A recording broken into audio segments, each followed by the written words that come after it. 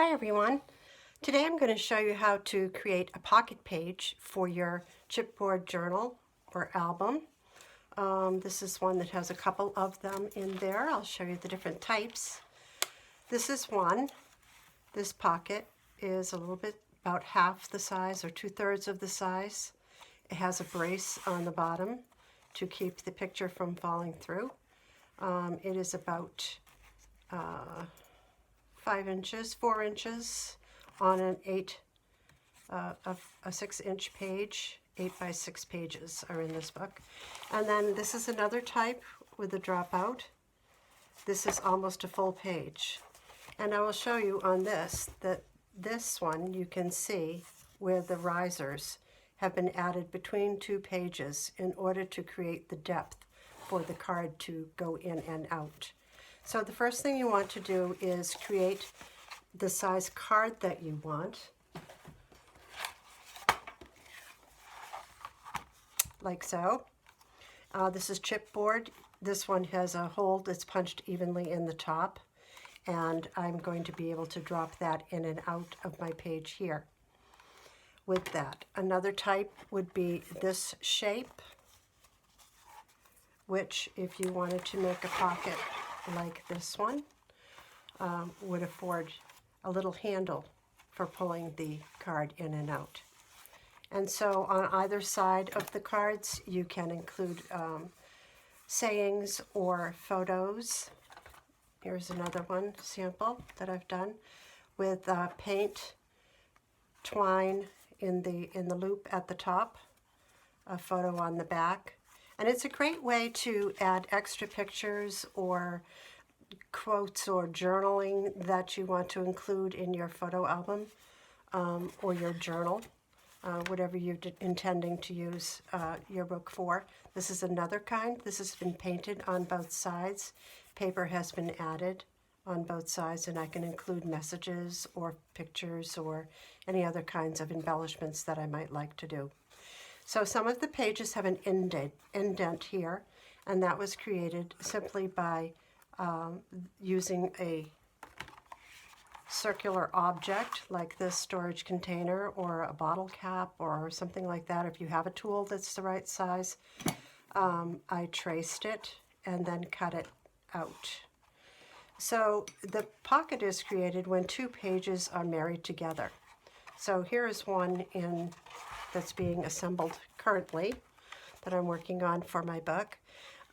So I have, the book is already put together with the pages bound, as you see here. And so this bottom page is going to match up to this top page, which has been trimmed back 1 inch. So I have removed 1 inch of page from this. Then I've also decided to create the half circle, so I've traced that on and cut that out carefully with scissors. Now the risers, the actual pocket is created when I add these 2 risers to the bottom page. So what I've done is simply take styrofoam from a clean meat tray or a fruit tray and cut it to the size that I wanted. You can also paint this material. It paints very well with just regular craft paint. And you may want to do that so it matches the color of your pages and that you don't necessarily have white showing when the book is closed. You can paint those first and let them dry. It's a good idea. Another way that you can provide space for your top pocket over your bottom page is to use foam squares or pop dots, as they're called, and place them strategically on the back, on the pocket page. Again, you want to place them in a way that they don't show, perhaps, when the pocket is folded down. So the best thing to do is to cut pieces that are a bit shorter so you have room between the top of the page and the gutter of the page. You don't want this piece to come too close up to the page or it won't fold or it won't close. So I've cut them just strategically 3 inches on these pages, and they glued them down with clear glue, which works really well on styrofoam, and it doesn't take long to dry either.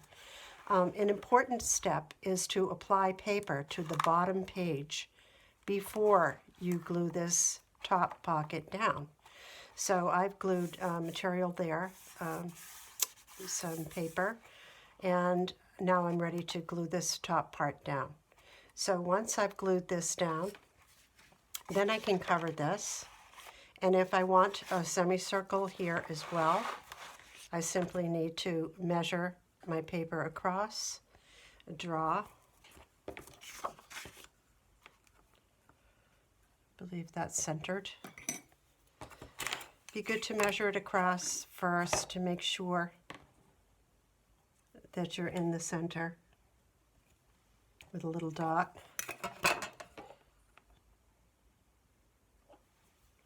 I'm going to trace that. We'll cut that out. And then perhaps round the corners. This is so much fun to do, and it's a great way to include extra pictures if you have them and you want them to go into this album, or stories, or a love letter. All kinds of ideas that you can incorporate. I'm going to round the corners just to give it a little softer edge.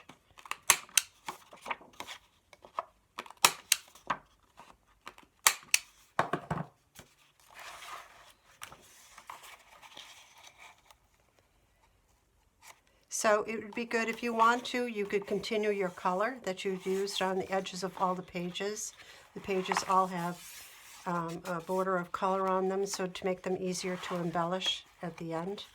And so I would do that, or you could possibly use washi tape over this area to smooth out that particular area. So I'll go back in and I'll paint those edges white, probably before I glue it down. But I'm going to apply that. And then perhaps a strip of flowered paper, and perhaps a black ribbon, which if I add ribbon, I would want to make sure that the ribbon is glued to the other side.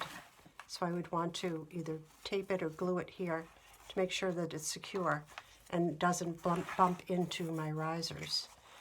So anything that you're folding over, you want to do that before you glue them down to your risers. So it's a good idea to probably glue this all on first. And then perhaps, not that flower, a couple flowers. You can do whatever you want on this top page, this top part of the pocket, because your book can be as deep as you want. You don't put the binding on until the end for a chipboard book, until you know how fat your book is really going to be. So let's glue this down, and then I'll show you a couple other things that I've done on the other cards.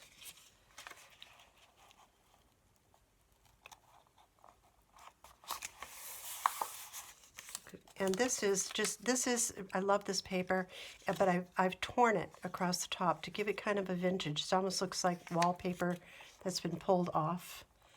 And again, not too close to the gutter because I don't want a lot of bumping down there. A little extra. And we'll add this flower, which already has a sticker on it, just nice, like that.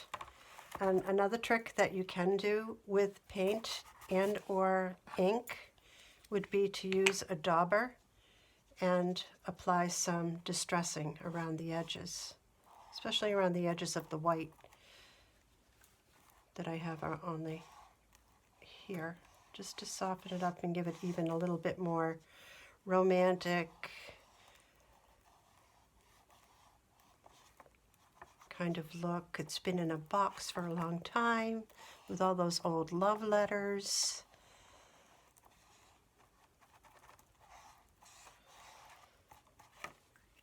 Nice soft look. And then you could add a vellum expression if you wanted to.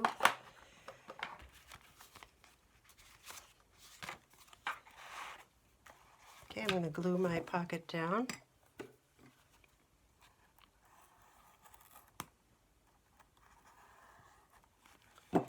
And you might use, be careful that you don't use ones that are too tight, but you might want to use clips to help them dry.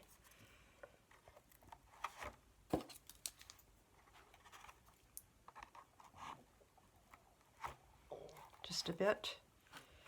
All the time making sure that the risers that you place down are far enough apart that your card will go in and out, which is why you want to make your card first and then, you know, continually line them up, make sure that things are lined up there. I'm getting a little bump, so I'm just going to go back in and check before it gets anchored. And it's probably this right here, but it's okay. And there you have it. So this one we've used paint. I punched a hole in the top with my crocodile. Added a little twine through the top, some stickers and things. And then on this side has a photo on it, and a strip of leftover material that's been mounted. This card, you notice that I used the same shape on the top of this card so that I could have a dropout that will, I'll probably use this one, I think, in this pocket, like that. And I added a flower to make it easy for pulling in and pulling out. And there we have it. Have fun with it. See you next time.